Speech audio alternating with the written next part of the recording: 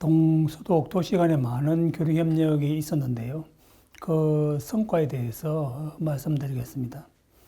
그 주요 교류 행사에 대해서 소개드리면 문화 행사로서 뭐 전시회라든지 음악회, 그리고 영화제, 그리고 작가를 초청한 뭐 강연회, 뭐 이런 것들이 있었고요. 그 다음에 이제 도시 간의 이제 협력이니까 도시의 공무원들 혹은 실무자들 간에 도시 이제 발전을 위한 그런 정책적인 간담회 이런 것들을 많이 개최했습니다. 그래서 도시 계획의 문제, 그 다음에 도시의 어떤 문화재 보존, 그리고 도시의 환경과 교통 문제와 관련해서 서로 간에 뭐 좋은 정책 경험들을 공유하는 기회를 가졌고요. 그 다음에 체육 분야에서는 아무래도 주민 교류이다 보니까 주로 좀 생활 체육과 관련된 주민들이 즐겨하는 그런 이제 운동 경기를 했는데요. 축구, 볼링, 탁구가 이제 독일에서는 주민들이 즐겨하는 뭐 그런 생활 체육에 해당이 되고요. 이와 관련된 이제 경기를 했습니다. 그 다음에 이제 평화 행사가 있는데 이거는 이제 동독이 주로 요구해서 하는 이제 행사인데 평화 토론회라든지 혹은 평화를 주제로 하는 이제 미술 대회를 개최했고요. 아무래도 이제 평화와 같은 평화적인 이미지를 와 연관이 된 어린이, 청소년 그리고 여성들을 대상으로 이런 이제 평화 대회를 많이 개최를 했습니다.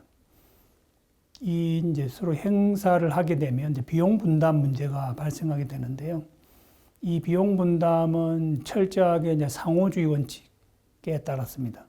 이 상호주의 원칙이라고 하는 것은 이제 방문을 하는 측에서는 여비를 부담하는 것이죠. 그래서 방문단이 오면 그걸 이제 맞아들이는 측에서는 그들의 이제 체류 비용, 숙식비 뭐 이런 것들 부담하는 그런 원칙이었다. 이것은 이제 상호간에 이루어졌고요. 이 상호주의 원칙은 사실 이제 남북한 간에는 좀 지켜지지 않는 그런 측면이 있어서 남북한의 교류 협력의 어떤 하나의 좀 장애 요인으로 작용을 하고 있습니다. 주민 교류 협력은 독일 통일에 이제 기여를 했는데요.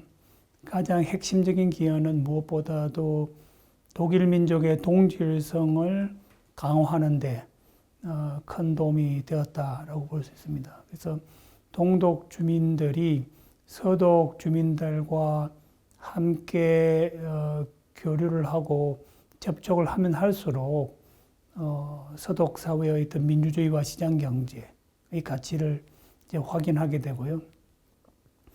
사실 이제 서독 정부가 동독과의 주민 교류에 큰 관심을 가졌던 이유는 프랑스와의 화해 협력이 아주 성공했던 그 경험 때문입니다. 사실 2차 대전 직후에는 동서독 못지않게 독일과 프랑스도 아주 적대적인 감정을 가지고 있었거든요. 그런데 그 서독이 프랑스와의 교류 협력, 그 중에서 특히 청소년 교류 협력을 적극적으로 추진했습니다. 그래서 청소년 교류원을 만들고 필요한 뭐 독자적인 예산도 지원하고 해서 많은 청소년들이 독일과 프랑스를 서로 상호 방문하고 교류 협력 행사를 함으로 해서 궁극적으로는 서로 화해하는 데 성공하고 유럽 통합에서 독일과 프랑스가 하나의 뭐 쌍두마차로서 함께 이끌어 나가는 지도적인 역할을 하게 된 것은 바로 이 주민들의 교류 협력이 중요했다라고 생각하기 때문에 동서독에도 같은 모델을 적용을 이제 하려고 하는 것이고요. 또 실질적으로 이 동서독의 교류 협력이 통일에 아주 긍정적인 역할을 했습니다. 또 통일 직전에 사실 동독 주민들이 통일에 대한 의지가 강했다고 볼 수는 없습니다. 왜냐하면 베를린 장벽이 붕괴된 직후에 동독 주민들의 심리가 어땠냐면요. 이제는 우리 스스로 독자적으로 사회주의 개혁을 하고 또 사회주의 존립을 좀 기다렸던 상황이었거든요.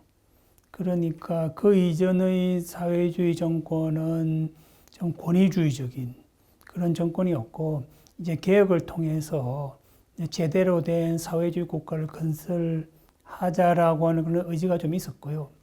또 오랫동안 공산당의 교육 때문에 서독에 대한 편견도 있었습니다. 서독은 빈부격차가 심하고 아주 경쟁이 아주 심하고 이런 편견이 있었기 때문에 통일이 이후에 자신의 운명에 대한 불확실성 그리고 두려움 이런 것들도 사실 있었는데, 이 자매도시 간에 대해 긴밀한 교류 협력을 하게 되면서 그러한 편견, 두려움들이 많이 해소가 되었다라고 할 수 있고요. 구체적으로 살펴보게 되면 베를린 장벽 붕괴 이후 동서독 자매도시 간의 협력이 급격하게 이제 활성화되기 시작하는데, 이제 예를 들면 이런 겁니다. 동독 주민들이 자유롭게 서독을 방문하게는 되었지만 좀 비용이 들잖아요. 돈도 들고. 이럴 때 이제 자매도시가 이제 적극적으로 역할을 하게 되는 거죠. 예를 들면 함부르크 경우에는 이제 특별 열차를 보내서 한 1000여 명의 드레스덴 자매도시 주민들을 이렇게 무료로 초청을 하고요. 트리어 같은 도시는 버스 한 30대를 보내서 2000명의 그 바이마르 자매도시 주민들을 이렇게 초청을 해서 서독 사회를 보여주고 또 함께 대화도 나누고 뭐 이렇게 했습니다. 그래서 베를린 장벽이 붕괴하고 통일될 때까지 한 1년 정도 기간이 있었는데, 이 기간 동안 수십만 명의 동독 주민들이 이 자매도시의 초청으로 서독을 방문할 수 있었다라고 볼 수 있고요. 또 이와 함께 동서독 간의 그 협력도 그 이전과는 차별적으로 아주 본격적으로 체육, 문화, 청소년 교육 분야에서 많이 이루어졌습니다. 단적인 예로 1990년 통일이 되었을 때 동서독의 40개 도시가 공동으로 통일 기념 행사를 벌일 정도로 자매도시 간의 어떤 협력이 상당히 실질적인 성과를 가져왔다라고 볼 수 있고요. 또 동독의 경우에는 지방 행정을 재건해야 되는 그런 과제를 안게 되었습니다. 통일되고 나서. 왜냐하면 동독의 경우에는 지방 행정 인프라가 좀 미흡했거든요. 아무래도 중앙 집권적인 체제고, 또 공산당은 늘 행정보다는 정치를 더 위에 놓았기 때문에 행정은 늘 좀 낙후되어 있었고, 특히 지방의 행정은 이제 더 낙후된 그런 상황이었는데, 이 동서독의 이제 통일 방식이 바로 동독이 서독의 제도를 모두 다 받아들이는, 도입하는 그런 방식으로 이제 통일이 되어 있기 때문에 서독의 지방행정 체제가 동독에 그대로 이제 이식돼야 되는 이런 상황입니다. 하루아침에. 이때에 이제 서독에 있는 자매 도시들이 동독의 지방행정 조직을 구축하는데 많은 도움을 주었다라고 할 수 있고요. 서독의 자매 도시가 동독에게 제공한 행정 지원의 좀 유형을 살펴보게 되면요. 첫 번째는 재정적인 지원, 즉 뭐 물품, 금전, 시설 이런 지원들을 했는데요.